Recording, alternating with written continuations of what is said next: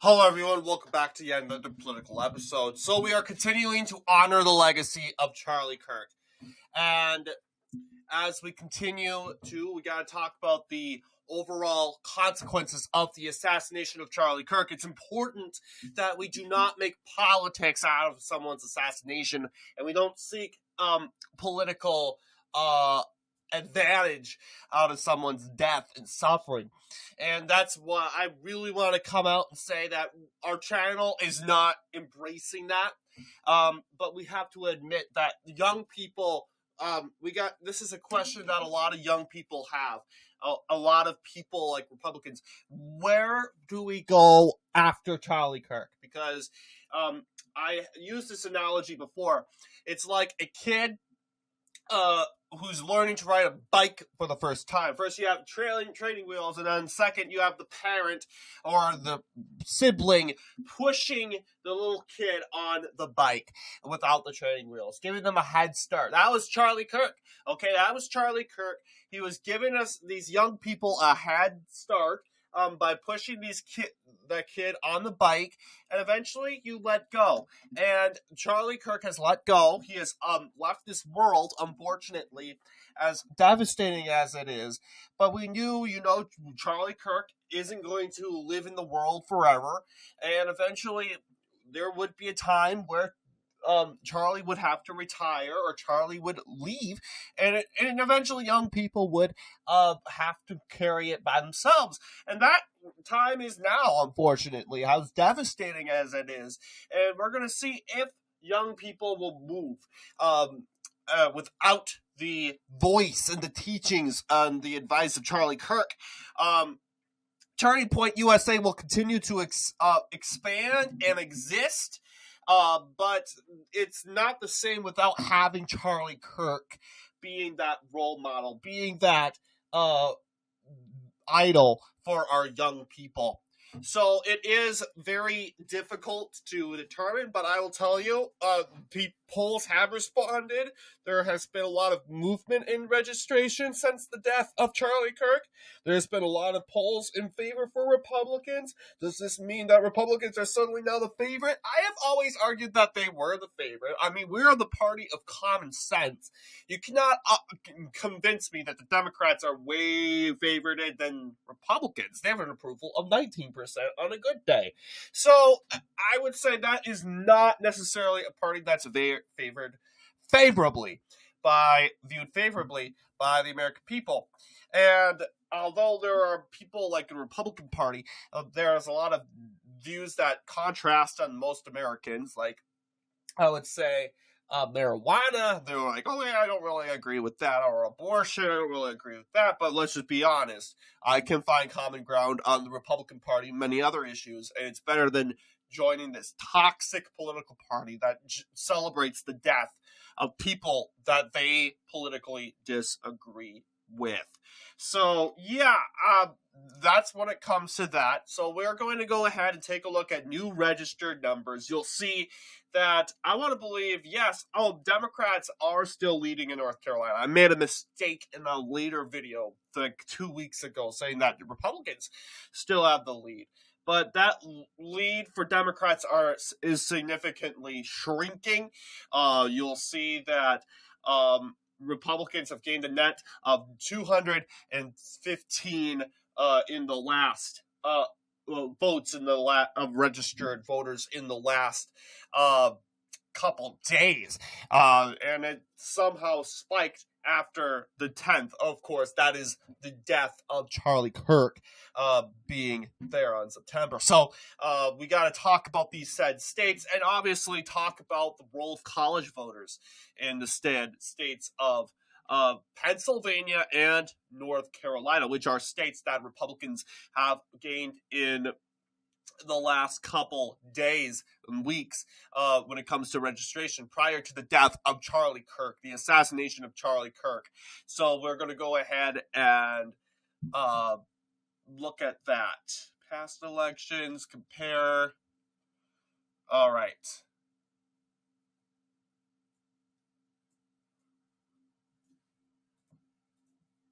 Okay, yeah, it's being slow, darn it. Okay, let's see if we can reset this. But otherwise, there we go. Think we got it? No, we didn't. Shoot. Okay. Yeah, Jackson Jude is a malfunctioning website. I notice a lot of people don't tend to use it. It's a good website to compare and contrast, but that's disappointing. I was really hoping to use the comparisons, but looking at, yeah, you'll see it's not working. But I'm just going to be quite honest here. So, looking at the said results with Pennsylvania, I mean, you saw a major shift in college counties, although you'll see not much of a big shift in Dauphin County, although it went 2 points to the right this time. That was, you could say that was in the works of Charlie Kirk and some things like that. You also have college communities like Monroe County making a big shift to the right and stuff like that. So it's stuff like that, of course, that has become huge when it comes to this. Shoot. Yeah, it's still not working. Yeah, I hate technology. But we're going to go ahead and do like a prediction here and see how this would go in 2028. So, yeah, I do think that Monroe County specifically would stay Republican as it is. You also have Scranton. Lackawanna also has a college university. It has Scranton, Pennsylvania. Scranton Joe, of course. But the most important thing is you're seeing movement here. And, yeah, you see, like, Center County has the University of Pennsylvania. You'll notice that this county has been relatively in the pickup zone for Republicans. But, Obama barely carried this county. That mainly is because of the rural areas. But UPenn, University of Pennsylvania, has been keeping this county relatively very Democrat-friendly. I do think that it's probably going to look something similar to like this. I do think Erie County will go back because what we're seeing in the last couple election cycles is basically Erie County is coming like a bellwether, but it's important to note that bellwethers aren't permanent. Like, I do think that Northampton, with the registration, will probably stay Republican. I've kept that in my previous predictions, that Northampton could probably stay Republican. Erie County, I'm not so sure. It's becoming more like they do have a couple college communities up there. Now, honestly, just because we had Charlie Kirk here, that doesn't mean college communities are going to be solid Republican. No, I'm not saying that. They're still going to be relatively very liberal, and that's kind of what to be expected. But I do think that Charlie Kirk made a huge impact of giving, these college students a different taste, a point of view, because, of course, you saw a huge shift from, like, the 60s with the Vietnam War.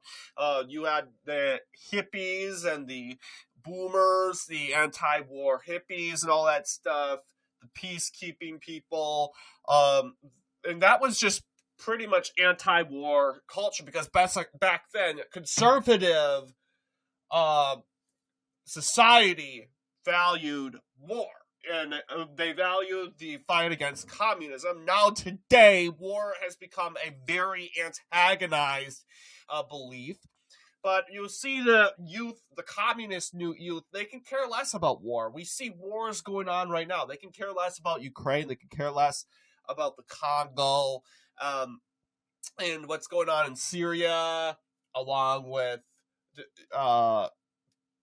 Yemen and all these different conflicts. No, they care about Gaza, because in their mind, this is a politicized This is a very much politicized issue in regards to their communist ideology. You got to think of it this way.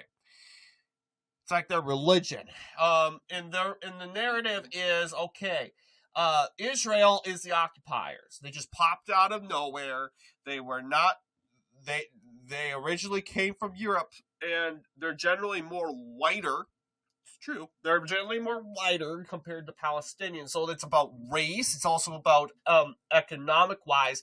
They're more rich. They are rich compared to Palestinians that are poor. They have less access to food. So this is their communist ideology. So they believe that, as a struggling people, we must stand in solidarity with the Palestinians in Gaza in order to achieve justice and all that stuff. This is their communist rhetoric. And obviously, comparing that to the Vietnam War, nothing alike. Absolutely nothing alike. These students back in the Vietnam War, they didn't care about North Vietnam. They didn't advocate in the behalf of North Vietnam. They just wanted the United States to get out of Vietnam.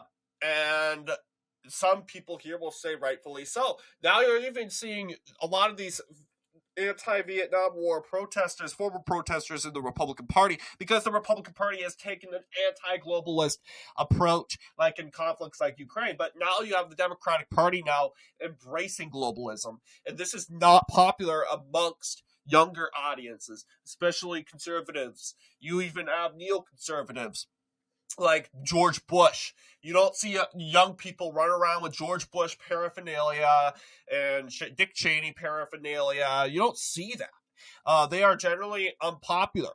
So it's neoconservatism has been generally very unpopular amongst younger audiences. And Charlie Kirk and Republicans and MAGA embracing isolationism and America First policies helped MAGA. They helped them in general. So I could say, in general, this is very good of what happens when, obviously, when you got this happening. But I also want to talk about North Carolina, because North Carolina also had a big register. Well, let's take a look at Pennsylvania first. Pennsylvania, you'll see here, is continuing to gain in the registration. You got a net worth of 978, overall lead 56,000 votes. So Democrats still lead in Pennsylvania still, but obviously they had a very big outstanding week, as we are closing this week with overall a net gain of 978. The gains since December 24th are 73,000 votes. And keeping in mind that Pennsylvania historically has been pretty blue. I mean, looking at the 2012 election, this is a pretty big win for Democrats. In 2012, you also got 54% in 2008. So yeah, it was relatively very Democrat. A lot has to do with the college students of Allegheny County, along with the Philadelphia metropolitan area. You also have Monroe, very big college county, college community, solid Democrat. This is stuff like what we're seeing right now. So you should be very happy if you're a Republican in regards to the state of Pennsylvania, the way things are going. You also have North Carolina, where North Carolina is, we're taking a look here. You got good numbers here, and the question is, how is it going to vote this time around? I do think that North Carolina is done voting Democratic, in my point of view. How is it going to go this time around? Well, you could see Wilson County. It's barely going for Kamala Harris. I think, personally, it probably is going to flip Republican this time around. We're going to have to see. But you also have Washington County. You got that there. I don't know. Yeah, Washington County is 6.2. I think it's still staying blue, as long as those Democrats get out and vote. But this is pretty much what I think it will look like in 2024. I mean 2028. Whoever the Democrat nominee whoever that is, it really. You also have New Hanover. That also is a college community. You'll say, oh well, NSC, New Hanover went from 2016 to 2020. Well, then again, yes, you will have college communities that will become Democrat eventually. But it's about the shift, right? And if the shift map is worked, if the shift map actually did its thing, which, as you can clearly see, it is not working at all. We cannot compare these elections because of the... Yeah, you'll see it. I even got... Yeah, this is not working. But yes, Jackson Jude's malfunctioning right now. But it is looking... you will have college communities that will... Like Buncombe is a good example. It's getting more liberal. Because the lunatics are going to go to college somewhere. And they just chose Buncombe County and Asheville. And you got other communities. I want to believe that, like, maybe Wake County up here is pretty Democrat. You also have an African-American population. You have a university, probably. There's also Durham and Orange counties, very liberal. And Chatham, Guilford County. But you are seeing a trend. We can actually pull up, let's see here, the 2024 presidential election in Wikipedia and see how the trend is going otherwise. But you're seeing a certain trend to the right. Yes, you do have the bare minimum. Yeah, you have these college communities trending a little bit right. New Hanover, Durham and Orange counties, Wake County, got these counties, their college communities up here, Forsyth and Guilford counties. They are making more of a trend. But this is pretty much what I think would look like if you were to say, oh, well, what would it look like in 2028 of the impacts of Charlie Kirk? I think it's going to look something similar like this. Now, the only community that flips, I would say, the only county that flips is Wilson County, not a college community at all. It has to do mostly with the African-American populations. But the question is, what about the trends? Will Buncombe County swing back? I don't think Buncombe County will probably swing back. I think it's going to stay pretty Democratic in my point of view. But I would think that you have communities like Chatham County going more compatible. That will benefit Republicans over there. Not to mention, I do believe that we actually carried Chatham County in a couple races in 2020, which is quite shocking, actually. But anyway, this is pretty much the election results here. But anyway, what do you guys think in regards to this? We continue to honor the legacy of Charlie Kirk, the history that he has left behind, and the friendship he has made amongst the American people. So anyway, what do you guys think in regards to this video? Let me know down below. And as always, I'll see you all in the next political episode.